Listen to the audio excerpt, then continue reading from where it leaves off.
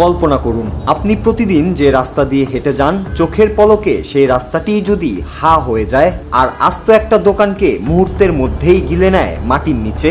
ঠিক এই অবিশ্বাস্য আর শিউরে ওঠার মতো ঘটনাই ঘটেছে রাজধানীর বুকে। ঢাকার ব্যস্ততম এলাকা মোহাম্মদপুরের মোহাম্মদী হাউজিংয়েই আচমকায় যেন মাটি ফুঁড়ে নেমে এলো এক মহাবিপর্যয়। বিকট শব্দে রাস্তা ধসে তৈরি হলো এক বিশাল ও ভয়ঙ্কর গর্ত, যা মুহূর্তেই গ্রাস করে নিল আস্ত একটি দোকানকে। চারদিকে তখন কেবল মানুষের চিৎকার আর আতঙ্ক। ঠিক কি ঘটেছিল সেই মুহূর্তে, আর কেন ঢাকার বুক এভাবে ধসে পড়ছে?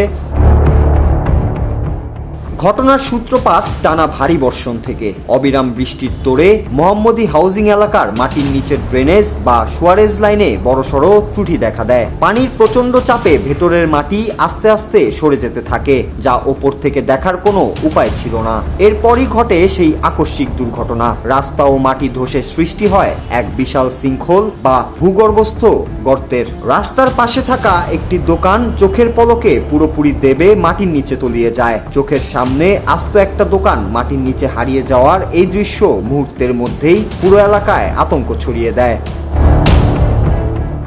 ঘটনার পর থেকেই পুরো এলাকায় চরম উত্তেজনা ও ভয় বিরাজ করছে, কারণ ধসটি কেবল ওই দোকানের মাঝেই সীমাবদ্ধ নেই। বিশাল এই শৃঙ্খলের কারণে আশেপাশের বহুতল ভবনগুলো এখন মারাত্মক ঝুঁকির মুখে পড়েছে।